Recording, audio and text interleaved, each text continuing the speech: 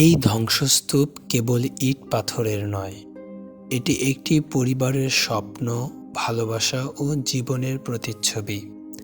প্রতিটি কান্না কেবল কষ্টের নয়, এটি ন্যায় বিচারের জন্য এক নিঃশব্দ আর্তনাদ। ইতিহাসের পাতা উল্টালে ফিলিস্তিনের ইতিহাস শতাব্দী প্রাচীন। 1948 সালে ইসরায়েলের রাষ্ট্র প্রতিষ্ঠার পর থেকেই এই অঞ্চলে সংঘাতের সূত্রপাত। লক্ষ লক্ষ ফিলিস্তিনি তাদের নিজ ভূমি হারায়, উদ্বাস্তুতে পরিণত হয়।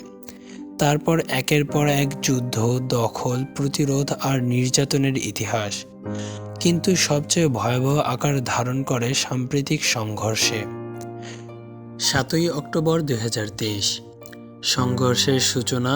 সশস্ত্র গোষ্ঠী হামাসের আকস্মিক আক্রমণে অন্তত 250 ইসরায়েলি নিহত হন এবং 1500 জন আহত হয়।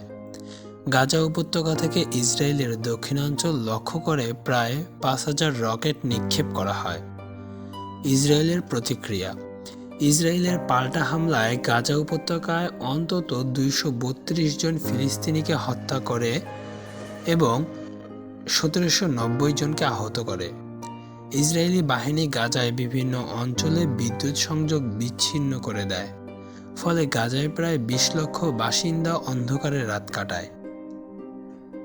ইসরায়েলের সামরিক অভিযানে হাজার হাজার নিরীহ ফিলিস্তিনি নাগরিক নিহত হয়। অসংখ্য মানুষের ঘরবাড়ি ধ্বংস হয়। স্বাস্থ্যসেবা এবং বেসামরিক অবকাঠামো ব্যাপকভাবে ক্ষতিগ্রস্ত হয়।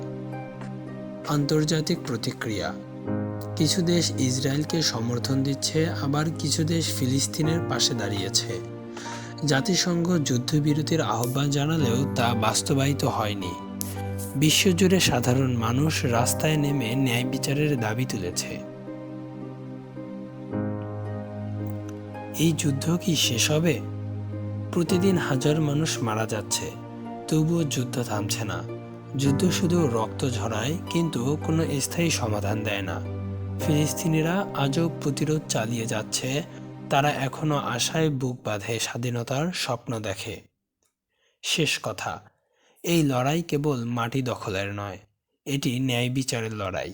এই শুধু একটি যুদ্ধ নয়, এটি মানবতার বিরুদ্ধে সংঘটিত এক নির্মম হত্যাযজ্ঞ।